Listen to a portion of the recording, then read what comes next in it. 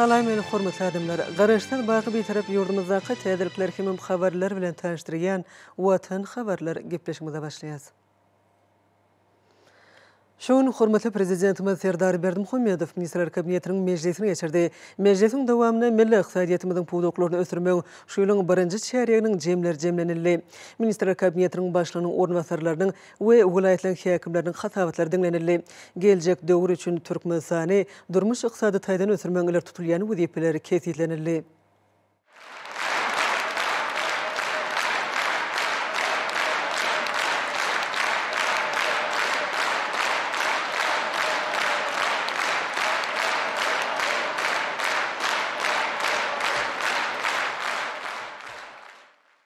Salam hormatly Ministrler Kabinetiniň agzalary. Biz şuň hökümetiň şu ýylyň birinji çäregine alp baran işleriniň jemlerini jemlär. Ministrler Kabinetiniň başlygynyň ornwasarlarynyň we welaýatlaryň häkimleriniň hasabatlaryny dinlär. Olaryň alp baran işleriniň netijelerine baha berer. Şeýle hem yurdumuzy durmuş iqtisady taýdan ösürmek boýunça günnelik wezipelere sereder. Hormatly Ministrler Kabinetiniň agzalary, Ministrler Kabinetiniň mejlisiniň başyna men sizi yurdumyzyň hökümetiniň täze düzüminiň dolu düzülmegi bilen tüýs ýürekden gutlaýan. Hökümetiň täze düzümine giren ýol başçylara bir karar watanymyzyň mundan beýlekde gülläp ösmeginiň hem de mehriban halkımızın avadan ve bahtiyar durmuşta yaşamagynyň bähwidine, alp barzak işlerine ulüsünlükleri arzu edýän.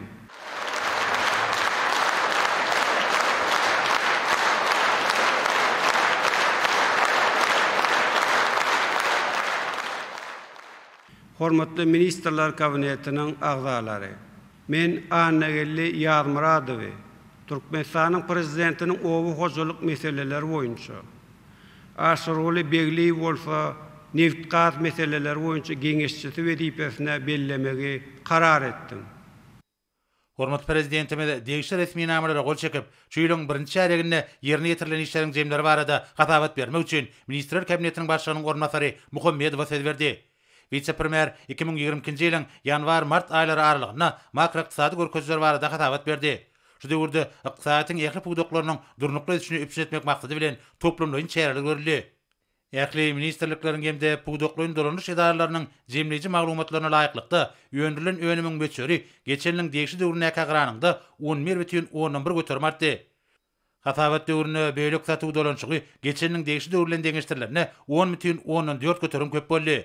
Ýödara bähwitlik hem de giň halkara hyzmatdaşlyk görelgelerine esaslanýan daşary iqtisady syýasatyň durmuşa geçirilmegi netijesinde daşarky sowdanyň göçeri şu ýylyň birinji çäreginde geçenliň degişli döwrüne garanyňda eksportyň we importyň artdyrylmagynyň hasabyna 40,19 götermek boldy.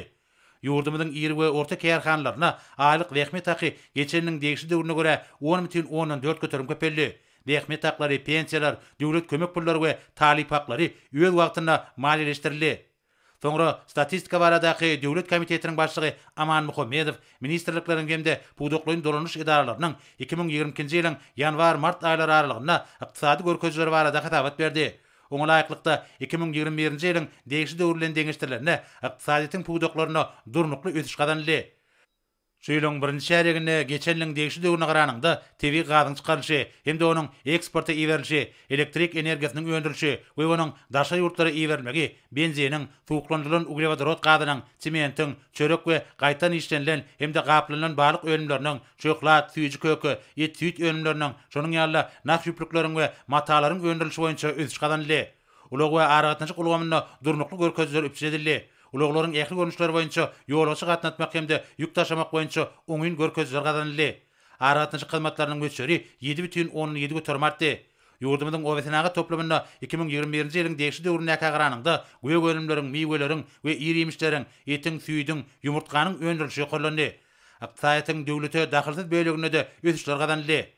Hasabatda hormat prezidentimiň halkara standartlaryna laýyk gelýän statistika usulet esasyna statistika hasabatlygy hemde maglumatlary ýygnamagyň usullaryny kämilleşdirmek babatyna beren tawşyklarynyň ýerine getirişi barady diýip aýdyldy.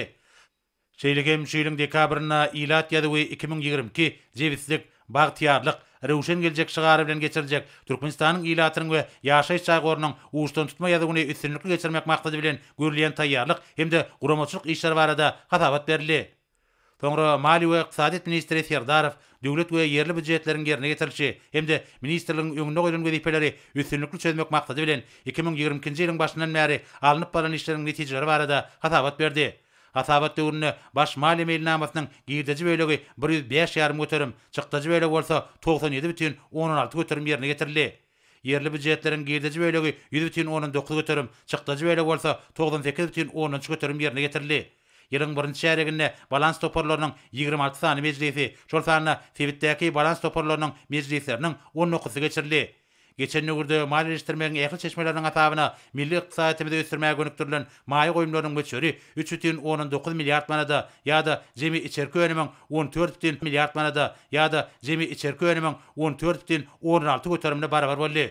Ýylyň başyndan bäri maýy goýum maksatnamasy 10,19 göterim ýerine getirildi. Öýleşdirilen diplomaýy goýumlarynyň 41,17 göterimi önümçilik, 58,10 göterimi durmuş we medeni maksatly binalaryň gurulşygyna gönükdirildi.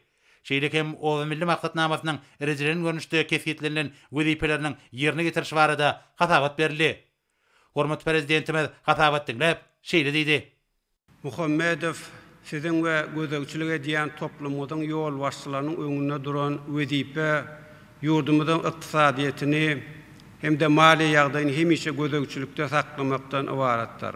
Dünýäde emelegilen ýagdaýdan uguralyp ýurdumyzda durmuş ykdysady taýdan ösdürmegiň şu ýylla garaşylýan netijeleriniň gysga wagtyň içinde düýpli seljermesini geçirmekdir.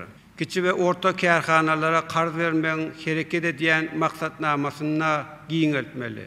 Täze iş orunlaryny, aýratynna welaýatlarda döretmegiň maksatnamasyny seljermeli.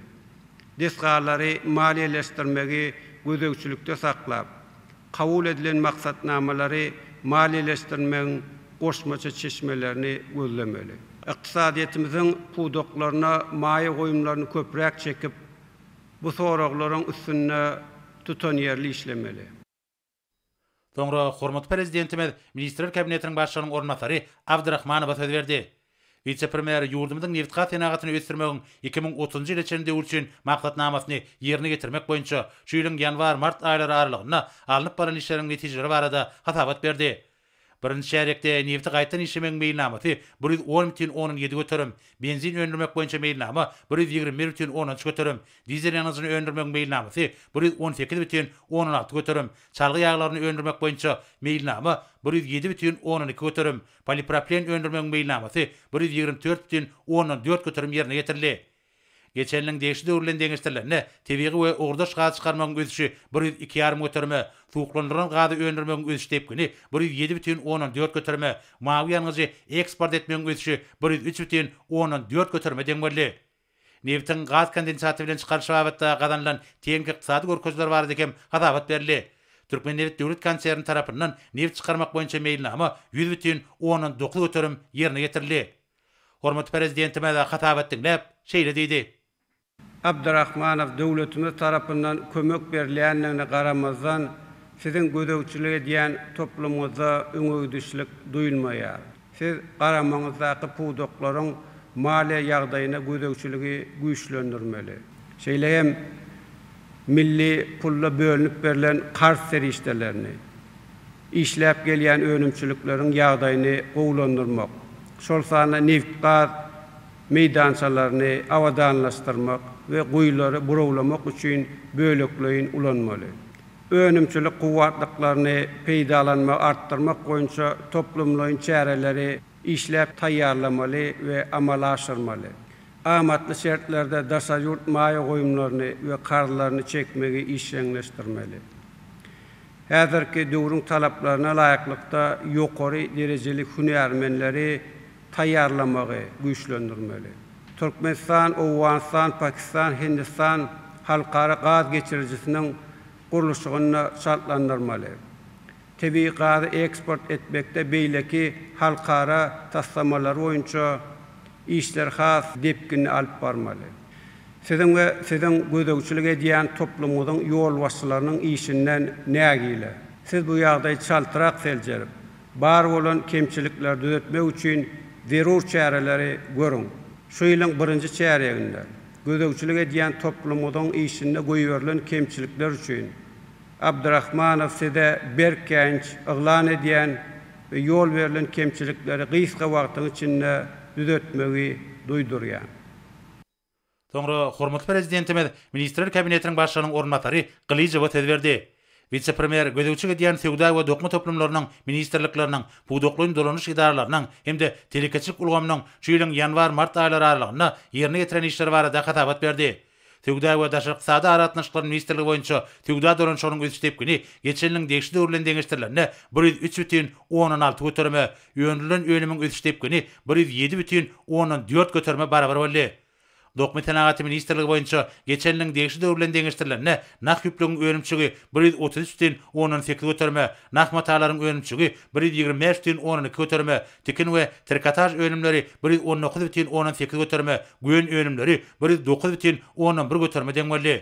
Türkmen Hally Döwlet Birleşiginiň kärhanalarına öňüm öndürmegiň meýilnamasy 120,17 göterme ýerine getirildi. Döwlet tarih çygmaly birjasy boýunça hatabat döwrüne birja sewdalarynyň 70-si geçirilip 8620 şertnama hatap alındy. Söwda Tenagat idarasy boýunça şu ýylyň ýanwar-mart aýlary aralygyna amala aşyrylan işleriň özüşdepkini 104,10 göterme ýerine getirilip tergileriň 4-i soruldy. Tenagatçylar we Telekeçe birleşmesi boýunça şu ýylyň 3 aýyna obagajylyk we adyk önümlerini öndürmegiň özüşdepkini 164,5 göterme hemde Tenagat önümleriniň özüşdepkini 108,11 göterme barabar boldy. Hormatly prezidentime de hatabat dinläp şeýle diýdi. Gylyjew Söwda toplumynyň ýol başçylary häzirki ýagdaýda Söwda puwdogynyň durnukly işlemegini öpçün etmek esasy wezipeleriň biridir. Şoňa görä de emele gelen ýagdaýa her gün baha berip durmaly. Zerur bolanyna durmuşda has gerekli önümleriň, şol sana azyk önümleriniň ýeterli gorlaryny döretmek üçin oşmaça gollaw çärelerini görmeli. Şeýlem senagatçylar we telekeçiler birleşmesine degişli kärhanalaryň işini gözökçülükde saklamaly. Kiçi, orta we iri telekeçilik kärhanalaryna gollaw bermek çärelerini dowam etmeli. Bu çäreler ilki bilen telekeçileriň we raýatlaryň işe wirligini howslandyrmak arkaly iş yerlerini saklap galmaga hemde täze iş orunlaryny döretmäge gönükdirmeliler. Dokma we Hally puwdoklaryny ösürmegi de dowam etmeli. Soňra Ministrler Kabinetiniň başlygynyň ornatary Pirçekow 2020-nji ýylyň 1-nji şäherinde gurulşyk, tenagat we energetika toplumlarynyň Türkmen Kimya Döwlet Konserniň alyp baran işleriniň netijeleri barada hatabat berdi. Şu ýylyň ilkinji 3 aýynda gurulşyk tenagat ulgamyny öňüme öndürmek hemde işleri ýerine ýetirmek boýunça meýilnama 159,17 göterme berýär. Gurulşyk we binagarlyk ministrligi boýunça şu ýylyň ýanwar-mart aýlary aralygyna ýerine ýetirilen işleriň meýilnamasy 112,16 göterme berýär. Tenagat we gurulşyk önümçüligi ministrligi tarapyndan öňüme öndürmek hemde işleri ýerine ýetirmek barada meýilnama 167,5 göterme amal edildi. Ýylyň başyndan bäri energetika ministrligi boýunça öňüme öndürmek we işleri ýerine ýetirmek işleri barada meýilnama 135,14 göterme berýär. Elektr energiýanyň öňürüşiniň özüşdepkini 116,14 göterme, onuň eksport edilişiniň özüşdepkini 138,17 göterme barabar boldy. Şu döwürde Türkmen Kimya Döwlet Konserni boýunça öňüme öndürmek we hyzmatlary ýerine ýetirmek boýunça meýilnama 189,19 göterme berýär. Aşgabat şäheriniň ýakynlygy boýunça şu ýylyň 3 aýyna ýerine ýetirilen işler hemde hyzmatlar barada meýilnama 122,18 göterme amal edildi. Hormatly prezidentime de hatabat dinläp şeýle diýdi. Pirçekow gurulşyk puwdogyna şu ýylyň 1-nji çäreginde alınıp barılan işleriň netijeleri o diýen öwürlik bolmady. Nä şu ýyl dürli desgalary ulanmaga bermek boýunça öýren köp çäreler bellendi. İşe giriljek ähli desgalary berk gözökçülükde saklamaly. Ýurdumyzyň içergi energetika halkasynyň we Türkmenistan, Owganistan, Pakistan elektrik geçirici ulgamynyň gurulşygyny hem dowam etmeli. Şeýle siz ýurdumyz üçin ören zerur bolan avtomobil ýollarynyň gurulşygyny dolandyrmak baradaky döwlet agentliginiň işini saltyrak ýoly goýmaga uly üns bermeli. Siz bu ýagdaýlary seljeriňde işler düzeltmek üçin zerur çareleri görüň.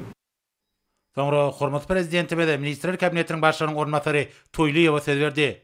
Vice-premier şüýlüň çaýyna ýurdumyzyň ilim, bilim, saglyk goraş we sport lugamaryna ýerine ýetirilen işleriň netijeleri barada hatabat berdi.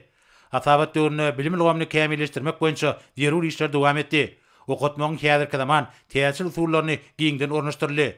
Oku kitaplary we oku gollanmalaryny eşedildi. Bilim bermegiň dünýä ölçeglerine laýyk gelýän kilini üpçün etmek üçin tanly bilimi ösdürmek ornuna netijeli işler amala aşyrly.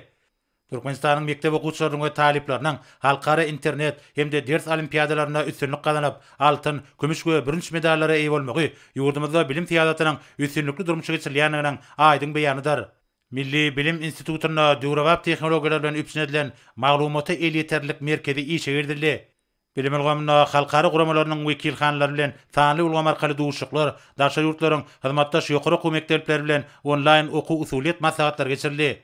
Hatabat döwrüne ilmiň we tehnologiýalaryň ilertilýän ugrlary bolan nanotehnologiýalar, biotehnologiýa, uwabagyjylygy, ekologiýa, maglumat we aratnaşyk ulgamlary, lukmançylyk, innovasiýon ykdysadyýet, insanperwer ulgamlary boýunça ilmi mowduklary ýerine ýetirmek işleri utgaşdyrly.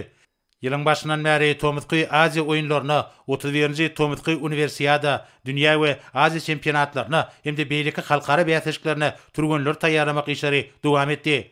Jemgyçlik syýasy wakalar nasibetli, alma amaly maslahatlar, wagt netigat çäreler geçirildi. Hormat prezidentime de hatabat dinläp, şeýle diýdi. Toýlýew hökümetiň öz wagtynda gören çäreler netijesinde ýurdumyzda dürli ýokunç keserleriň getirilmeginiň we ýaýramagynyň öňüniň almagy üpçün edildi. Şunuň bilen birlikde Tomuz passynyň ýetip gelmegi sebäpli Aral deňziniň sebitinde emele gelýän howa gurşawy bize aýratyn howp töredýär. Bu ýagdaý tebigatda howa Aral ýaka sebitinde we şonuň çäklerini ýaşaýan adamlaryň saglygyna ören yaramaz täsir edýär. Şoňa görä de ýurdumyzda bu yaramaz täsiriň öňüni almak üçin kabul edilen toplumlaryň çäreleri, ilmi merkezleriň, hastahanalaryň gurulşygyny siz hemişe gözegçilikde saklamaly. Bu işler barada Ministrler Kabinetiniň meclislerine her ay hasabat berip durmaly. Soňra hormat prezidentimiz Ministrler Kabinetiniň başlygynyň ornatary Mehmedow söz berdi. Vice-premier gözegçi diýen lugamaryna şüýlüň çaýyna ýerine ýetirilen işleriň netijeleri barada hasabat berdi. Hasabat döwrüne 2020-nji ýylyň halkyň arkadagy zamanaty şygaryny dawarlandyrmak maksady bilen maslahatlar, dürüjlük duşuklary, dürli wagt netigat çäreler we beýlikler geçirildi. Halkara hyzmatdaşlaryň çäklerine sanly ulgam arkaly dürli çäreler geçirildi. Türkmen hünärmenleri bir näçe halkara duşuklaryna, okuwlara, maslahatlary we sergilere gatnaşdylar. Dutar ýasamak senetçiliginiň, dutarda saat çalmak we bagşçylyk sunwatynyň UNESCO-nyň adamdadyň maddi däl medeni mirasynyň sanawyna girdilmegi nasibetli dawraly maslahat we sergi geçirildi. Türkmen topragy dünýä ýang salan medeni gymmatlyklaryň ojagy atly halkara alma amaly maslahat we sergi guruldy. Türkmen Döwlet Neşriyat Gullugy tarapyndan gazetleri we jurnallary elektron görnüşde neşr etmek boýunça degişi işler ýerine ýetirildi.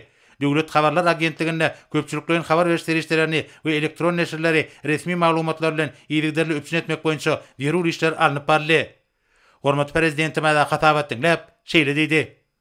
Mehmedow, men siziň we teleradio ýaýlymlaryň hemde metbuatyň ýol wasylarynyň ünsüni, gepleşikleriň we makalalaryň taýýarlanyş derejesini ýokarlandyrmagyň zerurdygyna ýeni döwregedek çekmek isleýän.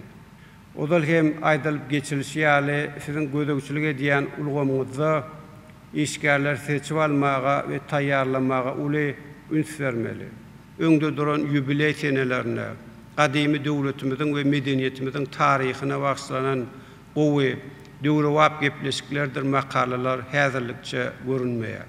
Şeýlem ilat üçin arassaçylyk meseleleri we ýokunç keserleriň ýaýramagynyň öňüni almak, sany ulgam ornaşdyrmak boýunça görýän çärelerimiz barada giň düşündürüş işlerini dowam etmeli.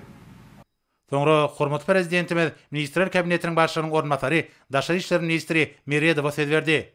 Vice-premier şu ýylyň birinçi ýerinde ministrligiň alyp baran işleriniň netijeleri barada hatabat berdi.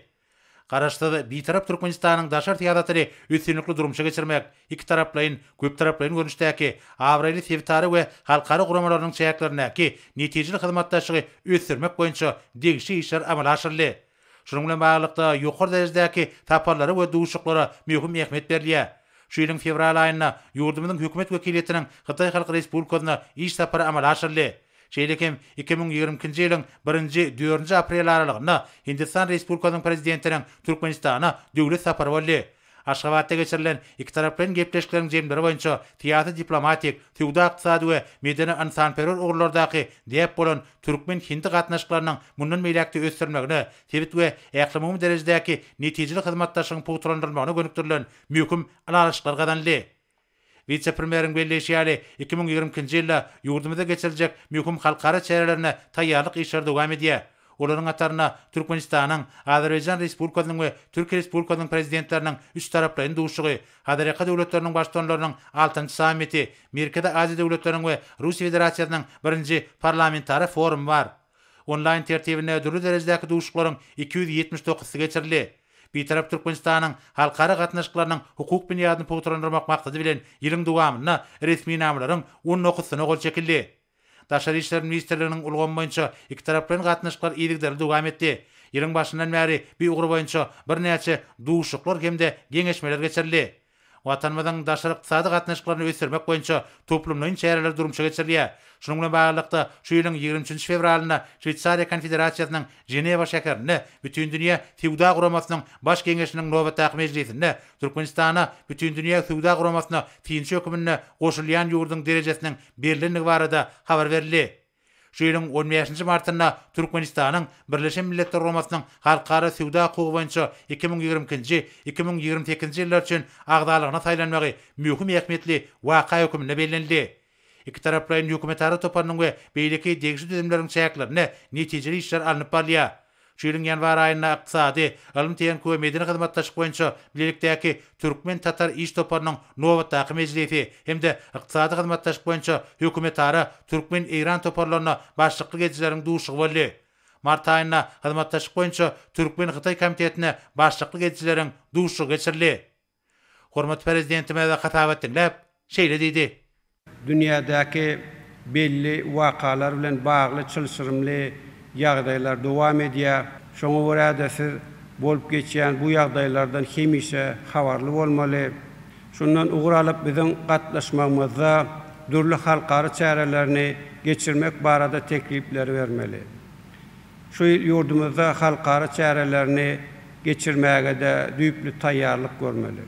Sonra hormat prezidentimiz Ministrler Kabinetiniň ýanynaky Ulug we Kommunikasiýalar Agentliginiň baş direktori Çakyýewa söz berdi. Çakyýew gözükçü diýen idaralaryna şu ýylyň çaýynda ýerine ýetirilen işleriň netijeleri barada hatabat berdi. Toplum tarapyndan hatabat döwründe ýerine ýetirilen işleriň hemde hyzmatlaryň ödüş tepkini 113,10 göterme barabar boldy. Türkmen Demir Ýollary Agentligi boýunça ýanwar-mart aýlary aralygynda ödüş tepkini 116,18 göterme, üstaşyl geçirilen ýükleriň ödüş tepkini 121,14 göterme deň boldy. Türkmen Awtomobilleri Agentligi boýunça hyzmat etmek babatyna ödüş tepkini 138,16 göterme deň boldy. Türkmen Hawa Ýollary Agentligi boýunça ödüş tepkini 109 göterme, Türkmen Deňiz Derýa Ýollary Agentligi boýunça 105,14 göterme, Türkmen Ara Gatnaşyk Agentligi boýunça da 107,17 göterme deň boldy. Hormat prezidentimiz hatabat dinläp şeýle diýdi.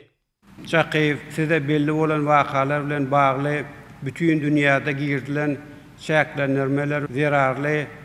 Häzirki wagtda aýry-aýry ulug puwdoklary has düýpli kynçylyklar başdan geçirýär. Şoňa görä de siz gözegçilik edýän agentlikleriňiziň mali öpçünçiligine düýpli seredin.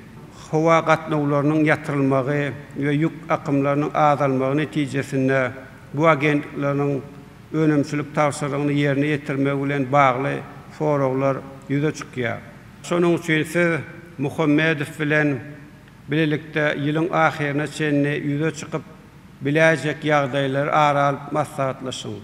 Zähmet haklaryny tölemek agentlikleriň salgytlary ýa-da alan karlaryny tölemeli möhletini gaýra goýmak ýa bolmasa bu puwdoklar üçin yaramaz täsirleri azaltmaga mümkinçilik berjek beýleki çäreler görmek barada tekliplerinizi taýýarlaň.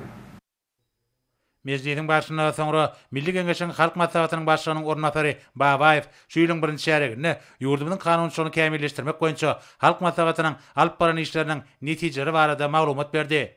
Halk Maslahatynyň wekilleri Milli Geňeşiň Halk Maslahatynyň taryhy meclisine geçirmek hemde Türkmenistanyň prezidentiniň saýlawlary bilen baglykda wagyn netihat we guramaçyk işlerini alyp bardylar. Milli Geňeşiň Halk Maslahatynyň agdalary döwlet başlarymyzyň Türkmenistanyň prezidentiniň wezipesine girişmek dawratyna eden çykyşyna ýöňde goýan wezipelerden uguralyp ýurdumyň kanunçylygyny kämilleşdirmek boýunça ara alyp maslahatlaşmalar geçirýärler. Halk Maslahatynyň degişi komitetlerine Milli Geňeşiň meclisiniň 2 aprelde geçirilen nowatdaky maslahatynda kabul edilen kanunlar ara alyp maslahatlaşyly. Şonuň ýaly Halk Maslahatynyň nowatdaky meclisiniň gün tertibini tasdiklamak, onu kanunlar seljermek hemde degişi netijenamalary taýýarlamak boýunça işler alınıp barlýar. Halk Maslahatynyň agdalary dürli halkary çärelerine gatnaşmak hemde olary ýurdumyzda guramak boýunça parlamentary gatnaşyklaryny giňeldýärler. Soňra Milli Geňeşiň meclisiniň başlygy Mehmedow ýurdumyň kanunçylygyny kämilleşdirmek boýunça meclisiň şu ýylyň 3 aýyna alyp baran işler barada maglumat berdi. Milli Geňeşiň meclisiniň öňüne goýulan ilkinji nowatdaky wezipelerden uguralanyp durmuş maksady döwlet ýasatynyň ileri tutulýan esasy urlar bilen baglanyşykly işler durmuşa geçirildi. Dürli pudoklaryň işini düzgünleşdirýän resmi namlaryň bir näçesi kabul edildi hemde taslamalary taýýarlamak dowam edýär. Ministerliklerden hemde pudoklaryň durmuş idaralarynyň gelip goýşan teklipler esasyna üýt götmeler we goşmaçylar gezilmegi talep edýän hukuk namalar seljerliýär. Halkary hemde parlamentary gatnaşyklaryny ösürmek boýunça işler dowam edýär. Ýylyň başyndan bäri duşuklaryň beýäşdi, şol sany ulgam arkaly 2 duşuk geçirildi. Meclisiň deputatlary kanun çykaçyk işini kämilleşdirmek hemde döwlet maksatnamalarynyň ýerine ýetirmegini üpçün etmek meseleleri boýunça halkary guramalar bilen guralan maslahatlaryň 28-sine gatnaşdylar. Şol çäreleriň 20-si sany ulgam arkaly geçirildi. Türkmenistanyň Milli Geňeşiň wekiliýeti 28-nji 29-njy martda Gazagystan Respublikasynyň Almaty şäherine gulluk iş saparyna bolup, garaşly döwletleriň arkalyşygynyň parlamentary assambleýasynyň 30 ýyllyk münasibetde geçirilen dawarlara gatnaşdy. Meclisiň başyna soňra hormat prezidentimiz ýurdumyň vilayetleriniň häkimleriniň gatabatlaryny dinledi. Ilki bilen Ahal vilayatynyň häkimi Gurbanow şu ýylyň ýanwar-mart aýlary aralygyna gadanlan durmuş ykdysady görkezler barada gatabat berdi. Şeýlegem Türkmenistanyň prezidentiniň ýurdumyzda 2019-2025-nji ýyllarda durmuş ykdysadydan ösürmek maksatnamasyny we o milli maksatnamasyny durmuşa geçirmek çäklerini, maýy goýum terişlerini öýleşdirmek beýnamasynyň ýerine getirişi barada gatabat berildi. Ýylatyň durmuş derejesini mundan meýlekde ýokalandyrmak maksady bilen ýaşaýyş çarlarynyň gurulşygy dowam edýär. Mundan başga da vilayatyň gowy hojulugyna alınıp barýan işleriň ýagdaýy, umumy meýdany 195.000 hektar bolan aýkynlere özüstüň tutmak, olary mineral dökümler bilen iýmitlendirmek, ýan mejlere garşy göreşmek boýunça ýerine ýetirilen işler barada gatabat berildi. Gowy çekişini agrotehnik möhletlere laýyklykda ýokary ýyly geçirmäge gönükdirilen degişi işler alınıp barýar. Yer alma, sogana, iýdek işler dowam edýär we göýük bakça ekinleriniň ekişi dowam edýär. Halkyň arkadaky zamanat şygar bilen geçen ýylda vilayetde dürli medeni köpçüliklerin çäreleri, mowduklaryň maslahatlary we wagyn netihat ýafiýetli duşuklar ýylylar geçirilýär. Soňra hormat prezidentimiz Balkyn vilayatynyň häkimi Atakallyýew söz berdi. Häkim vilayetde şu ýylyň 1-nji çäreginde ýerine ýetirilen işleriň netijeleri şol sanyna Türkmenistanyň prezidentiniň ýurdumyzda 2019-2025-nji ýyllarda durmuş ykdysadydan ösürmek maksatnamasyny hemde o milli maksatnamasyny amala aşyrmak çäklerini, maýy goýum terişlerini öýleşdirmek meýilnamasynyň bir jaýdylyşy barada hatabat berdi. Şu ýyl ulanmaga berilmek meýilleşdirilen medeni durmuş we öýrençlik maksatly desgalaryň hemde binalaryň gurulşygyny öýe wagtyny tamamlamak boýunça derul işler geçirilýär. Atabatyň çäklerine häkim şu ýyl türkmen bedewiniň milli bayramynyň Balkyn vilayatyna geçirilýänini nazar alyp, dawarly çäre görülýän taýýarlyk işleri we onuň medeni maksatnamasy barada maglumatlar berdi. O bagjyny alınıp barýan işleriň ýagdaýy buğday eklen meýdanlarda özüstüň tutmak, mineral dökümler bilen iýmitlendirmek hemde haşeratlary we ýankeşlere garşy göreşmek boýunça derul işler alınıp barýar. Gowy çekişi agrotehnik kadra laýyklykda dowam edýär. Şonuň bilen birlikde ýazlyk yer almanyň bol gatyny ösürip ýetişdirmek, göýük bakça ekinlerine agrotehnik kadra laýyklykda iýdek etmek ornuna degişli işler alınıp barýar. Hormat prezidentimiz Balkyn vilayatynyň Türkmenmaş şäherine gurulan saglyk goraş ulanyna degişli täze toplamyň ulanmaga berilmegine görülýän taýýarlyk işlerle gyzyklandy. Häkim vilayetin Türkmenbaş şäherine gurulan 400 orunluk köpügürlü hastahananyň gurulşygynyň dolu tamamlananyny we toplumyň açyş dawratyna taýýarlyk görýäniňi aýdyp, dawaryl çärim nasibetli işenip taýýarlanan medeni maksatnama barada hatabat berdi. Hormat prezidentime de hatabat dinläp, ýurdumyzyň ýakly künjeklerine bolşýaly Balkan vilayetinde de gurulýan durmuş maksatly binalaryň şoltanyna Türkmenbaş şäherine gurulşygy tamamlanan köpügürlü hastahananyň ähmeti barada aýdyp, tez toplumyň açyş dawratynyň guramaçylyk geçirilmegi, meýilleşdirilen şäherleriň ýatda galjy wakalara beselmegini üpsün etmek babatda häkime hemde beýleki degişi ýolbaşlara bir näçe tawşyklar berdi. Soňra döwlet başlarymyz Türkmen bedewiniň milli bayramy nasibetli ýetas şäherleriň Balkan vilayetine geçirilmeginiň meýilleşdirilýänini aýdyp, bu bayramçylyga taýýarlyk görülüşiniň derejesi bilen gyzyklandy. Häkim şeýle Türkmen bedewiniň milli bayramynyň Balkan vilayetine geçirilýänini nazara alyp, dawaryl şäherge görýän taýýarlyk işleri we onuň medeni maksatnamasy barada hatabat berdi. Hormat prezidentime şeýle Balkan vilayetine geçiriljek Türkmen bedewiniň milli bayramy nasibetli meýilleşdirilen dawarlaryň geçirilmegine hemme taraplaryndan ýa-da taýýarlyk görülmeligini we meýilleşdirilen şäherleriň ýokary guramaçyk derejesiniň üpsün edilmeligini bellädi. Bu babatda degişi ýolbaşlara anyk tawşyklar berdi.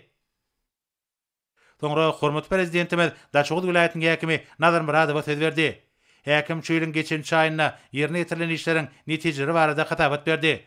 Türkmenistanyň prezidentiniň ýurdumyzda 2019-2025-nji ýyllarda durmuş ykdysadyň ösürmek maksatnamasyna we o milli maksatnamasyna laýyklykda şeýle ulanmaga bermek meýilleşdirilýän öýrümçilik hemde medeni durmuş maksatly deskalaryň gurulşygyny öz wagtyna tamamlamak boýunça derul işler amala aşyrylýar.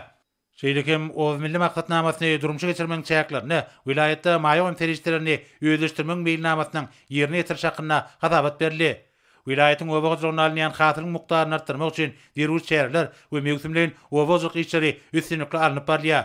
Aýkenleri Agrotenkanyň kadrany laýyklykda mineral dökünlerini iýmitlendirmek hemde öz işlerini tutmak we beýleki degişi ýygy işler geçirilýär. Şeýle vilayet boýunça 140 000 hektar meýdana gowy çekiler. Häzirki döwürde ekşi belirlenen möhletlerde tamamlamak boýunça derul işler alınıp barlýar. Şol buratyň özüne ýazlyk yer alma, sogana we göýük bakça ekinlerine ýygy işler dowam edýär. Halkyň arkadagy zamanaty ýylyna vilayetde dürli maksatly şäherleriň güdümlükliýäni barada hatabat berildi. Soňra hormat prezidentimiz Lewap vilayetiniň häkimi Amangilliýew söz berdi. Häkim şeýleň birinji şäherine alınıp barılan işleriň netijeleri barada hatabat berdi.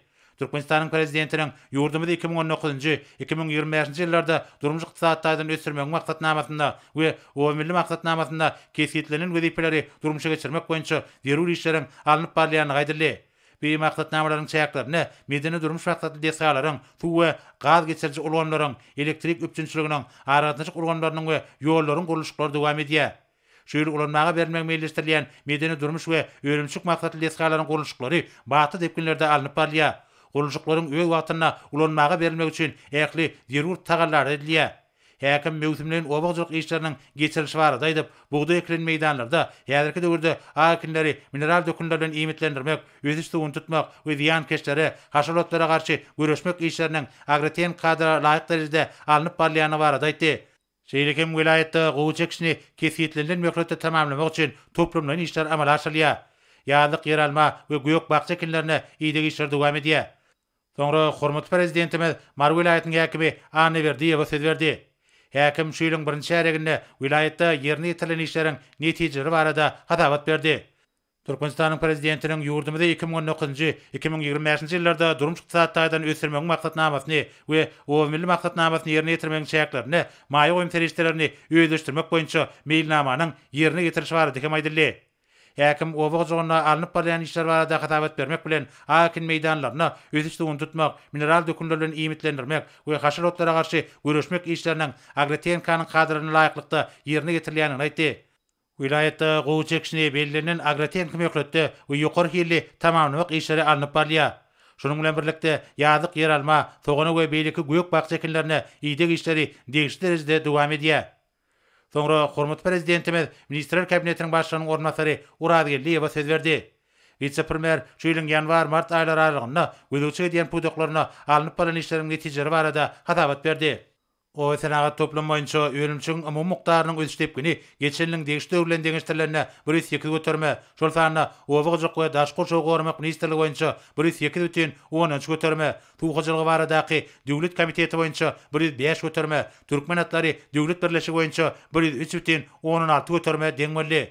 Şeýleken vice-premier ýurdumyzda adyk öňlerini öndürmek boýunça gadanlan görkezler barada gatabat berdi. Hudutanna we ölümleri öndürmekde 137 bütün 19 göterim. Miwi we ýerimişleri öndürmekde 113 bütün 19 göterim. Çörek we çörek ölümlerini öndürmekde 103 bütün 10 göterim. Et ölümlerini öndürmekde 1 bütün 10 göterim. Süýt we süýt ölümlerini öndürmekde 100 bütün 14 göterim. Üsiş depkin gadanly.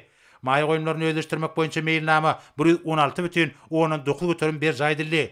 Düýpli maýy goýumlary ýetatan döwlet maksatnamalaryna bina edilmegi gödüňetlen owagjak diskalarynyň gurulşygyna gönükdirildi. Hormat prezidentime de hatabat dinläp şeýle diýdi. Orazgelli vilayetlaryň häkimleri we owagjalyk toplumynyň ýol başçylary siziň alyp barýan işiňizden ören nägile Orazgelli size yer kadastrını taýýarlamak barada bir näçe gedek tawşyryk berildi. Şondan bäri köp wagt geçdi, ýöne bu gorda edilen iş ýok. Suwurs akawalaryny aratsalamak we taýýarlamak işler hem yaramaz alınıp barlýar. Şoňa görä de işte goýuran kemçilikleriniz üçin size käňç aglan edýän häkimleriň jogapkärçiligine bolsa galla uragynyň netijeleri boýunça sereder. Öňde iksan mewsüm ýagny galla uragy we paxta ýygymy ýetip gelýär. Bu mewsümlere gowy taýýarlyk görmeli. Şonuň ýaly gökbakçy ekinleriniň, yer almanyň we beýlik owagjalyk ekinleriniň ekilýän meýdanlaryny giňertmeli. Owagjalyk önümleriniň öňürleýän möçberlerini artdyryp importyny azaltmaly. Şeýle içerki bazary özümizde öňürleýän önümler bilen üpçün etmeli. Owagjalyk puwdagyna zähmet öňürjiligini ýokarlandyrmak hem de onun mundan beýlekde durnukly ösmegini gazanmak maksady bilen ýurdumyzyň agrosenagat puwdagyna sany dolanýyş ulgamyny ornaşdyrmak boýunça alınıp barlayan işlerin depkini güçlendirmeli. Yurdumuzda mallarçılığı ösürmek ve malların başlarını arttırmak boyunca hem ähli zerur çäreleri görmeli. Vilayetlerde owluk guzy mewsüminiň ýokary guramaçylyk derejesine geçirilmegini öpçün etmeli. Ýylyň ysy döwri bolan tomus mewsümi hem ýetip gelýär. Şoňa da ýokunç keselleriň ýaýramak mümkinçiliginiň öňüni almak maksady bilen Owagjalyk we daşky gurşaw goramak ministrligi beýleki degişli gulluklar bilen bilelikde ýokunç keselleri ýaýradyp biljek çöl hayvanlaryna, ziyankeşlere ve möörmöjeklere karşı görüşmek boýunça goruk çärelerini geçirmegi üpçün etmeli.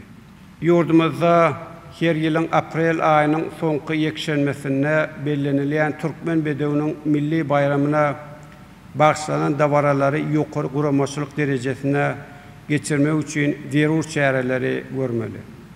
Hormatly ministrlar kabinetiniň agzalary, şu ýylyň birinji çäreginde ýerine ýetirilen işleriň netijeleri ýurdumyzyň bellenen maksatnamalara laýyklykda ösmegini dowam edýänligini görkezýär. Jemi çerki önümiň ösüşi ýylyň başyndan bäri 6,10 göterim derejede durnukly saklanyp gelýär. Zähmet haklary bolsa 10 göterim ýokarlanyrly. Yurdumyzda iri senagat we durmuş maksatly deskalaryň, şol sanyna täze şäherçeleriň, ýaşaýyş jaýlarynyň, dinjal şemde sagaldyş merkezleriniň, mektepleriňdir şagalar baglarynyň we bir näçe beýleki deskalaryň gurulşygy dowam edýär. Biziň kabul eden meýilnamalarymyza laýyklykda ilim we bilim ulgamlaryna hem özgertmeler amala aşyrylýar. Önümçilikler döwrewap ýagdaýa getirilip bazar ykdysadyety emele gelýär. Neft gaz ýataklary özleşdirilýär. Türkmenistan, Owganistan, Pakistan elektrik we aragatdaşyk ulgamlarynyň, şeýle Türkmenistan, Owganistan, Pakistan, Hindistan gaz geçirjesiniň gurulşyklary alınıp barlýar. Beýleki halkara tassamalarını amala aşyrmak hem taýýarlyk görülýär. Biz hususy puwdagy ösürmegi gollamak iqtisadiyatimizde özgörtmeleri amala aşırmaga telekeçilerimizi giyinden çekmek siyasetini hem dowam edýär. Berkarar döwletimiziň siyasi ulgamyny kämilleşdirmek hem dowam edýär. Häzirki döwürde biz ýurdumyzda 2022-nji, 2050-nji ýyllarda durmuş iqtisadydan ösürmek maksatnamasyny amala aşyrmak boýunça netijeli işler hem geçirmeliler. Muhammedow Ministrler Kabinetiniň başlygynyň beýleki ornmasarlary dürli ýyllarda kabul edilen ähli pudok maksatnamalaryny seljermeli ve bu maksatnamalary döwrewaplaşdyrmak maksady bilen ýurdumyzda 2022-nji, 2050-nji ýyllarda durmuş iqtisadydan ösürmek maksatnamasyna gawat getirmek üçin bir aýyň dowamyna seretmeli ve teklipleri taýýarlamaly. Şol bir wagtyň özünde Birleşen Milletler Guramasy tarapyndan kabul edilen uzak möhletleýin maksatnamalary gözüňde tutup degişli işler geçirmeli. Esasy bayramlarymyz bolan konstitusiýamyzyň ýubileyine hem de ýurdumyzyň garaşsyzlyk we bitaraplyk bayramlar münasibetli gözüňde tutulan çärelere de gowy taýýarlyk görmeli. Biz sany ulgamy ornaşdyrmak, daşar ýurtlardan getirilen haritlaryň orny tutýan önümleriň önümçiligini döretmek, öz önümlerimiziň beýleki döwletlere iýberleýän möçberlerini artdyrmak, maýa goýunlaryny çekmek, daşar ýurt pulun nakys serişdeleriň gelip gowuşýan möçberlerini artdyrmak boýunça siýasatymyzy dowam etdirmeliler. Döwlet dolanýaryny kämilleşdirmek boýunça özgertmeler de alyp barmalylar. Döwlet büdjetiniň ýerine ýetirilişine berk gözegçilik edip, gözegine tutulmadyk we dolanýar çykdaýjylaryny azaltmalylar. Şonuň ýalyna pul qarz we maliýe ulgamlaryna, bazar usullaryny has giňden ulanmak, iqtisadiýatymyzy diversifikasiýa ýolu bilen ösdürmek boýunça işleri geçirmeli.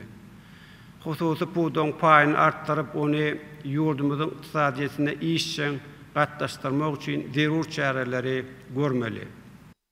Ministrler Kabinetiniň giňişeýin mejlisinde başga da bir näçe möhüm meseleler garaldy.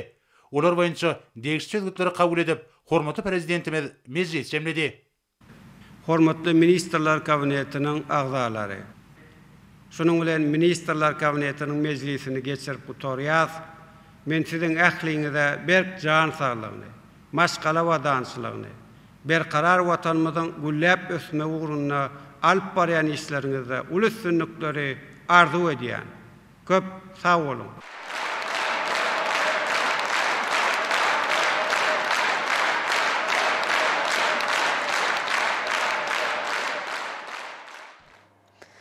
Şogun Türkmenistanyň prezidenti Serdar Berdimuhammedow bilen Russiýa Federatsiýasynyň prezidenti Vladimir Putiniň arasyna telefon arkaly söhbetleşik boldy. Döwlet başlanymyz iki çäk söhbetleşikde hyzmatdaşlygyň möhüm meselelerini aralyp maslahatlaşmagy dören mümkinçiligi kanatlanma bilerip, elk bilen öz kärdeşini we oňusy bilen Russiýanyň ähli dostlukly halkyny şanly sene Türkmenistan bilen Russiýa Federatsiýasynyň arasyna diplomatik gatnaşyklaryň ýoly goýulmagynyň 30 ýyllygy bilen gutlady. Hormatly prezidentimiz Serdar Berdimuhammedow şu ýylyň dowamyna hakyky dostluk, anaşmak we hoşnýetli goňşuçylyk ýöreliglerini esaslanýan köp ugurly döwlet ara gatnaşyklaryň ugurlarynyň giňgerim bilen netijeli ösdürilenini kanatlanma bilen bellep, Rus liderine Türkmen Russiýa gatnaşyklaryna uly üstünliklere ýetmekde aýratyn orny eýeleýän şahsy ünsü we hemme tarapyny gollaw üçin tüýs ýürekden minnetdarlyk bildirdi. Bellenşýäli häzirki günde ýurtlarymyz diňe bir iki taraply görnüşde däl, eýsem halkara düzümleriň çäklerine de netijeli hyzmatdaşlyk alyp barýarlar. Ählimumy we sew derejelerindäki awraýly guramalaryň münwerlerinden öňe sürilýän möhüm başlanýyşlaryň we teklipleriň özara gollanylmagy muň aýdyň suwtnamasydyr. Taraplar telefon arkaly söhbetleşigiň dowamyna sowda, aqsady, energetika, medeni insan-perwer we beýleki möhüm ulgamlarda gatnaşyklaryň depinli ösüşini kanatlanma bilen bellediler. Türkmenistan bilen Russiýanyň aqsady gatnaşyklary meselesine aýratyn öns berildi. Soňky ýyllarda iki tarapyň harit dolaşynyň durnuklu ösüşi bu gatnaşyklaryň üstünlükli ösürilýänini görkezýär. Hormatly prezidentimiz Serdar Berdimuhammedow Russiýanyň Federasiýasynyň hökümetiniň başlygynyň ornwasary Averçoň ýol başlygynyň hökümet wekiliýetiniň Aşgabatda millileşdirilen saparynyň ähmiýetini nygtap, öňdäki boljak pikir alşmalaryň hyzmatdaşlygyň täze ugurlaryny ketitlemege ýardam berjekdigine, kimim özleri bähwetli hyzmatdaşlygyň puwtulandyrmagyna goşmaçy etergi boljakdygyna ynam bildirdi we bu babatda ykysady hyzmatdaşlyk boýunça hökümetara Türkmen Rus toporynyň ähmiýetini belledi. Umumy pikire görä iki goňşy döwletiň halklarynyň ýakynlaşmagyna, olaryň arasyna dostlyk kimim özleri düşünşmeň puwtulandyrmagyna, medeniýet, ilm we bilim ulgamlaryny Türkmen Russiýa gatnaşyklarynyň netijeli ösdürmegi möhüm şert bolup hyzmat edýär. Döwlet başlanmaz iki dostlukly döwletleriň arasyndaky hemme tarapyn gatnaşyklary munun belegim puwtulandyrmakda Russiýa tarapynyň işçiň ornuny kanatlanma bildirdi. Hemme Türkmen tarapynyň Russiýa Federasiýasy bilen hyzmatdaşlygy munun belegim puwtulandyrmagy we ösdürmege gyzyklanma bildirýänini tasdiklady.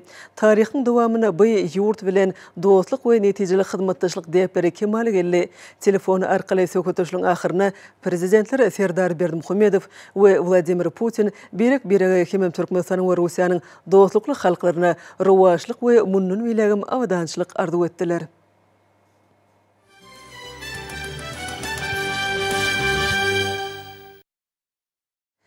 Ene bolsa Türkmenistanyň prezidentiniň golçaka resminamylary bilen tanış edýäs. Begliýew hakyny Türkmenistanyň prezidentiniň fermany. Aşurguly Begliýew Türkmenistanyň prezidentiniň nebithat meseleleri boýunça geňeşçisi wezipetini bellemeli. Ýazmyradow hakyny Annagelli urad berdiýi Ýazmyradow Türkmenistanyň prezidentiniň owa hojalyk meseleleri boýunça geňeşçisi wezipetini bellemeli. Türkmenistanyň prezidenti Serdar Berdimuhammedow Ýurdumyza alyp barýan nebithat hemem owa hojalyk işlerini döwrüň talanan aýaklykda hasam kemilleşdirmek maksady bilen Türkmenistanyň prezidenti karary gol çekdi. Resminama aýaklykda Türkmenistanyň prezidentiniň nebithat meseleleri hemem owa hojalyk meseleleri boýunça geňeşçileriniň wezipelerini girizmek bellenildi. Berkarar döwletiň täze ýamynyň galkynşy döwrüni Türkmen halkynyň gadymy, baý meden mirasyny, milli gymmatlyklaryny, şöhratly taryhyny ilmi esasy öwrenmek, geljek nesiller üçin gorap saklamak, giňden wagt etmek, şeýle-de ýurdumyzyň çägine ýerleşýän taryhy medeni ýadygärliklere, hemem gözel ýerlere, daşary ýurtly we ýerli syýahatçylary çekmek maksady bilen Türkmenistanyň prezidenti karary gol çekdi. Resminama laýyklykda milli taryhy medeni mirasyň obyektlerini aýap saklamagyň, goramagyň, öwrenmegiň, hemem olary syýahatçylary çekmegiň 2022-2028 ýyllar üçin döwlet maksatnamasy, hemem şu maksatnamany amalaşdyrmak boýunça ýerine ýetirilmeli çäreleň mailnamasy tasdiklanyldy. Ministrliklere we puwduklaryň dolandyryş edaralaryna, welaýetliň häkimliklerine mailnamada görkezilen çäreleň bellenen möhletlerde talaýyk ýerine ýetirmegini öpüşün etmek tapşyryldy. Berkarar döwletiň täze ýamynyň galkynşy döwründe ýurdumyzyň welaýetlerine täze binagerlik we şäher guruluşy keşini kemale getirmek, şeýle-de ulagy kommunikasiýa toplumyna degişli edaralaryň işgärleri üçin has oňoýly ýaşaýyş şertlerini döretmek maksady bilen Türkmenistanyň prezidenti karary gol çekdi. Resminama laýyklykda Ministrler Kabinetiniň ýanynaky ulagy kommunikasiýalar agentliginiň Türkmen ara gatnaşyk agentligine ulagy kommunikasiýa toplumyna degişli edaralaryň işgärlerine satmak maksady bilen Balkyn vilayatynyň Türkmenbaşy şäherine ähli amatlyklar bolan 4 gatly 60 öýli 5 sany ýaşaýyş jaý toplumynyň taslamasyny düzmek, hemem ony ýanaşyk ýerlerini awdanlaşdyryp gurmak barada ynamly hyzmatdaşlary hojalyk jemgyýeti bilen şertnamany öz serişdeleriniň hasabyna baglaşmagy ygtyar berildi. Guruluşyk işlerini 2022-nji ýylyň aprel aýynda başlamak, hemem ýaşaýyş jaý toplumyny 2024-nji ýylyň aprel aýyna ulanmaga dogry taýýar edip tapşyrmak bellenildi. Türkmenistanyň prezidenti buyruk gol çekdi. Resminama laýyklykda wezip borçlaryny talaýyk ýerine ýetirmän işde goýuran kemçilikler üçin Ministrler Kabinetiniň başlygynyň ornwasary Abdurrahmanow Şahma bir kenç eglan edildi. Hemem ýol berilen kemçilikleri gysga wagtyň içinde düzeltmek oňa soňky gezek doýduruldy. Türkmenistanyň prezidenti buyruk gol çekdi. Resminama laýyklykda wezip borçlaryny talaýyk ýerine ýetirmän işde goýuran kemçilikler üçin Ministrler Kabinetiniň başlygynyň ornwasary Urazgeliýew Esenmurada kenç eglan edildi.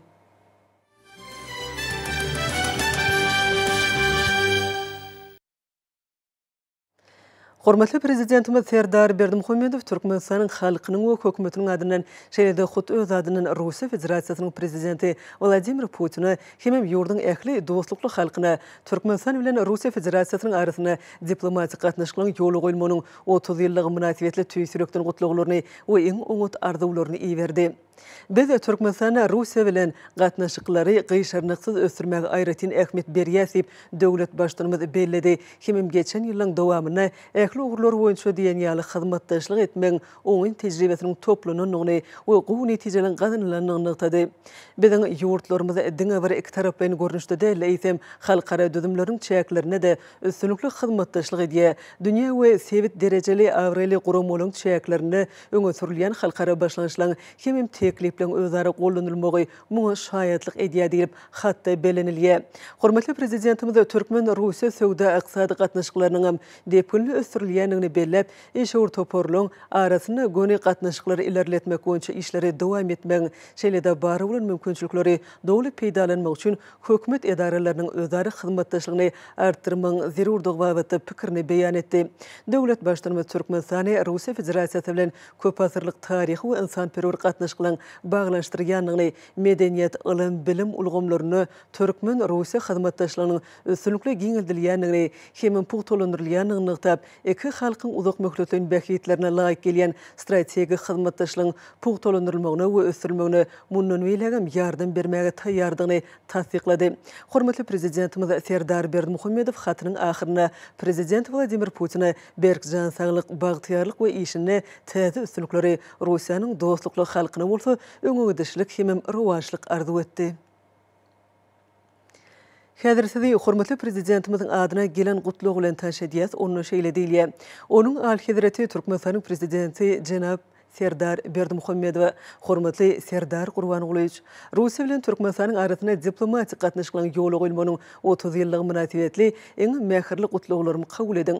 Biziň halklarymyzy baglanşdyrýan dostlugyň we özara hormat goýmagyň oňyn däplerine daýanyp, bize geçen 10 ýyllyklarda döwletleri gatnaşyklary strategik hyzmatdaşlyk derejesine çykarmak başardy. Syýasy, söwda-ykysady, energetika, insanperwer hem beýleki birnäçe ulgamlarda iki tarapy hyzmatdaşlyk depkünli ösürilýär. Bilelikdäki tagyllalarymyz arkaly Russiya Türkmen hyzmatdaşlyk gatnaşyklaryň ähli ugurlarda mundan beýlegem ösürmegini öpüşini etjekdigimize inanýan. Munyň özi biziň dostlukly halklarymyzyň bähitlerine dowly derejede laýyk gelýär. Merkez Aziýada hem hazırda howpsuzlygy we durnuklygy pugtolandyrmagyň maksadyna egerýär. Size berkjan saglyk hem üstünlikleri Türkmenistanyň ähli raýatlaryna bolsa awadançylyk we rowaçlyk arzu edýän. Hormatlamak bilen Vladimir Putin, Russiya Federasyasının prezidenti.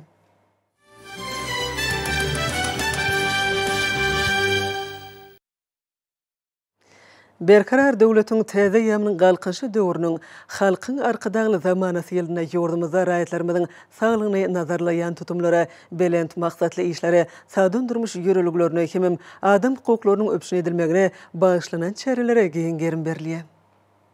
Şeýle çäreler Türkmenistanyň Milli Geňeşiniň Halk Maslahatynyň we Mejlisiniň başlangyjy bilen Türkmenistanyň Merkezi Bankynyň müdiriýetiniň hemde Türkmen standartlary baş döwlet gullugynyň guramagyna geçirildi. Depkünli ösýän ykdysat taýdan kuwwatly, her bir adamyň durmuş taýdan goraglygy ýoly goýulan döwletimizde adamlaryň halal zähmet çekmegi, ýaşlarymyzyň okumagy hüner edinip, ökde hünermenler bolup ýetişmegi, münasip diň jalmak üçin ähli şertler döredilýär. Bular barada gurrunlar çäreleň içinden erşargaç bolup geçdi.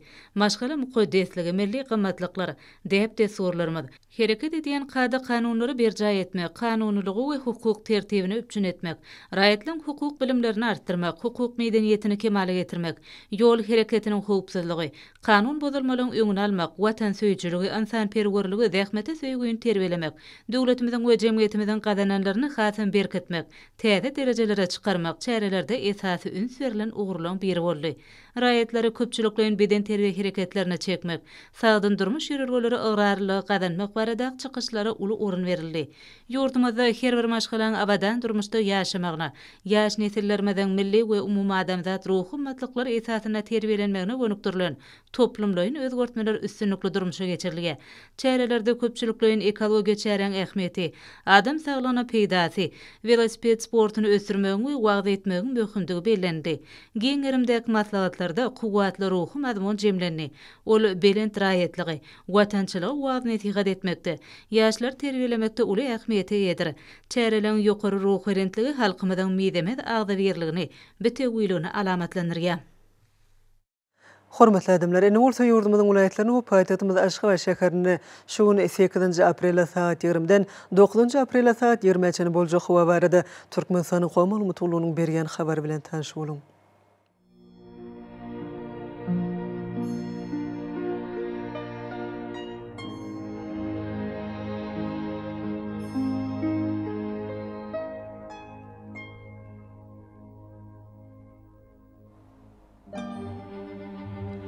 Balkan vilayetine ötkäpdirän bulutly hawa bunyň ahyryna ýagşýar. Demir gunatardan telesi kuntu 9-4 metr etýän şemal öser. Hawa gecesine 11-16 gradus gündüzüne 23-28 gradus maýl bolar.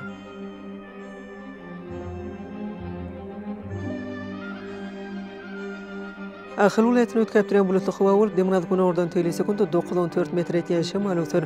Hawa gecesine 15-20 gradus gündüzüne 29-34 gradus maýl bolar.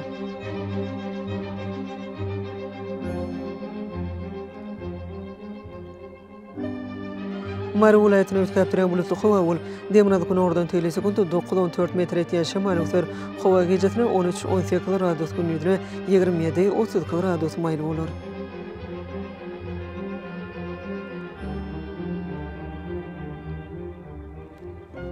Lebap vilayetine ötkäpdirän bulutly hawa demir gunatardan telesi kuntu 9-14 metr etýän şemal öser. Hawa gecesine 14-19 gradus gündüzüne 28-33 gradus maýl bolar.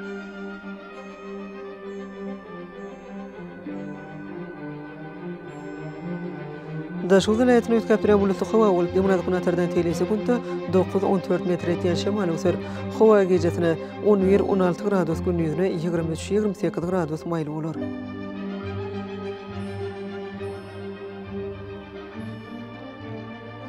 Paýtagtymyz Aşgabatda ötkäpdirän bulutly hawa demir gunatardan telesi kuntu 9-11 metr etýän şemal öser. Hawa gecesine 15-17 gradus gündüzüne 32-34 gradus maýl bolar.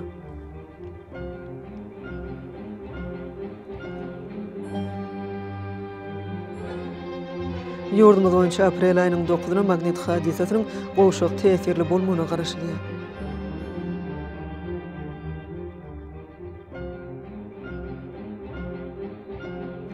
Eziz vatandaşlar, ýaz pasyna günüň dowamyna howanyň derejesiniň üýtgäp durýanyny nazara alyp pasylaň aýratynlyklaryna laýyklykda geyinmegi, şeýle-de häzirki wagtda howada tozan bölejikleriniň kadadan 5 metre artmagy we howanyň akymynyň üýtgemi bilen baglanşykly howa şertleriniň adamyň bedenine ýetirip bileýjek oňsuz täsirleriniň öňüni almak maksady bilen agyzy burun örtügini ulanmaklygy maslahat berýär. Hopsuz bolan 2 metr araçagy berja etmek, elleri arasynda saklamak zerurdur. Mehriban ileşler, bulary berk berja etseňiz ýylyň islenip paslyny öz saglygyňyzy gorap bilersiňiz. Mehriban adamlar, şunuň bilen watan habarlar gepleşigimiz jemleýäs. Berkarar döwletiň täze ýamyny galkynşy döwründe ata watanymyz Türkmenistan äkli babatlarda ösüşleri betlenýär. Äkli ösüşlerin ödeninde bolsa halkyň behwidi bar. Çünki biziň ýurdumyzda döwlet adam üçindir. Hoş wagtyňyz.